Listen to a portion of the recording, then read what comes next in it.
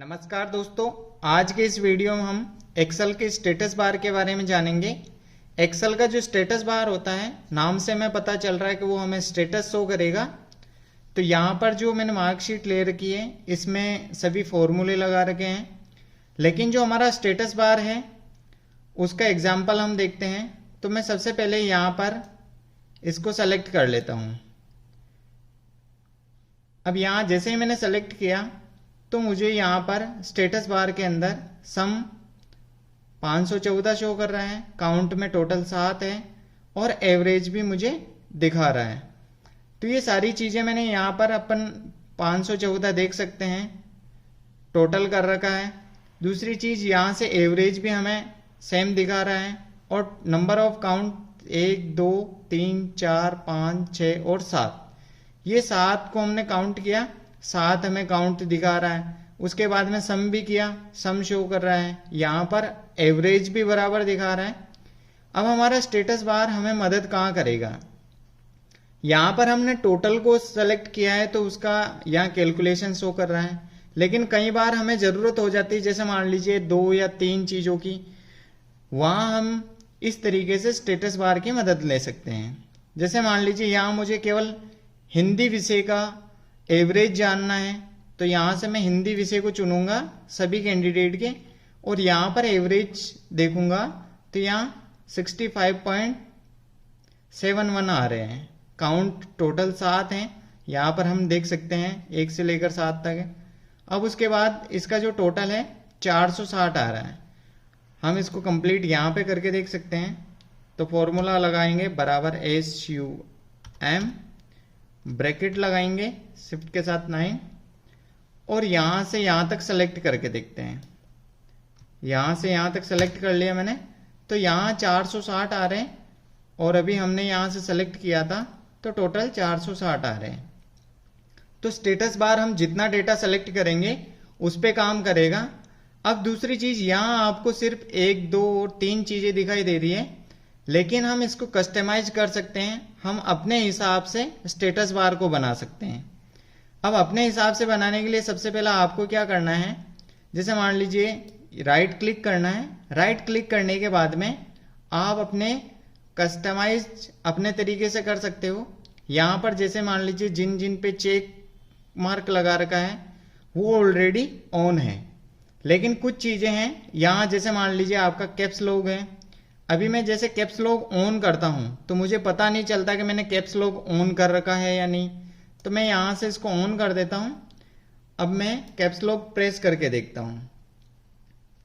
अब जैसे ही मैं कैप्स लॉक ऑन करता हूँ तो यहाँ स्टेटस बार में मुझे कैप्स लॉक ऑन दिखाई देगा और मैं कैप्स लॉक को वापस बंद कर देता हूँ। अभी ये मैंने बंद कर दिया, वापस बंद। अगर वापस मैं ऑन करता हूँ तो मुझे ऑन शो करेगा। वैसे ही हम यहाँ से नम लॉक को ऑन कर सकते हैं। अभी जैसे नम लॉक ऑन है, अभी मैं नम लॉक को ऑफ कर रहा हूँ। ये मैंने जैसे ही ऑफ किया ये यहाँ से हट गया, वापस ऑन किया वापस आ गया। वैसे ही हम स्क्रॉल लॉक है, अब मैं स्क्रॉल लॉक को ऑन करता हूँ। यहाँ से मैंने स्क्रॉल लॉक ऑन कर दिए, वापस अगर मैं स्क्रॉल लॉक को ऑफ करता हूँ तो ये यहाँ से हट जाएगा। नम लॉक को मैं ऑफ कर देता हूँ, कैप्स लॉक को भी ऑफ कर देता हूँ। इस तरीके से हम कैप्स लॉक, नम लॉक और स्क्रॉल लॉक को भी यहाँ पर शो कर सकते हैं। अगर हम यूज कर रहे हैं, कई बार गलती से हमें शो नहीं होता है, तो हम इस तरीके से शो कर सकते हैं, जिससे पता चल जाएगा हम डेटा किस आधार पर फिट कर रहे हैं। उसके साथ ही हम यहाँ पर मिनिमम और मैक्सिमम भी शो कर सकते हैं। अगर मैं यहाँ से इसको ऑन करता हूँ, मिनिमम और मैक्सिमम दोनों को ऑन करता हूँ, अब मैं यहाँ पे जो डेटा सेलेक्ट करूँगा उसका मुझे ऑलरेडी जो डिफ़ॉल्ट रूप से एवरेज, सम और काउंट दिखा रहा था, उसके साथ में अब मिनिमम और मैक्सिमम भी दिखाएगा।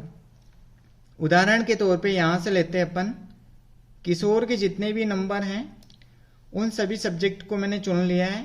यहाँ पर इसका जो मिनिमम हम देख रहे हैं 22 है और मैक्सिमम नंबर 78। तो सेम प्रोसेस हम यहाँ पे भी शो कर सकते हैं। मिनिमम नंबर यहाँ पर 22 और मैक्सिमम 78। अब इसी तरीके से हम यहाँ साइंस में भी देख सकते हैं कि सभी कैंडिडेट्स के या मिनिमम 44 नंबर आए और मैक्सिमम 96 नंबर। तो स्क्रॉल लॉक को हम नॉर्मल के बजाय हम अपने हिसाब से कस्टमाइज करके देखें तो हमें काफ़ी सारा फायदा होगा। साथ ही हम यहाँ से जो इसका जूम है उसको अभी हमने देख रखा है कि यहाँ 117% दिखा रहा है, लेकिन हम माउस को राइट क्लिक करेंगे और यहाँ से जूम परसेंट को हटा देंगे। अभी मैंने जैसे ही जूम परसेंट को हटाया, यहाँ से जूम परसेंट हट गया। अब मैं मान लीजिए इसको जूम बढ़ाता हूँ तो मुझे पता नहीं चलेगा कि जूम कितना परसेंट। अभी वापस मैं यहाँ से ऑन करता हूँ इसको, माउस का राइट क्लिक करूँगा और जूम को ओके कर देता हूँ। तो अभी हमें पता चल रहा है कि 140% ये जूम हो रखा है। अभी इसको अपन मैक्सिमम देखते हैं तो 400 ये मैक्सिमम हो जाएगा और वापस हम सबसे कम करें तो 10 पे हमें शो होगा। 10 पे अगर देखें तो हमें इस तरीके से शो होगा और इसका जूम परसेंट जो है अगर हम मैक्सिमम करेंगे तो 400 पर हमें इस तरीके से दिखाई देगा। हम जो इसका नॉर्मल रखते हैं वो जूम यहाँ पे 100% रखते हैं, 100% में हमें इस तरीके से शो हो रहा है। आपको जूम करना है तो आप कर्सर को यहाँ लाएंगे और स्क्रॉल बटन को हम अपने हिसाब से स्क्रॉल करेंगे जूम इन और जूम आउट के लिए। तो इस तरीके से हम जूम इन और जूम आउट कर सकते हैं। नॉर्मल 100% रखेंगे।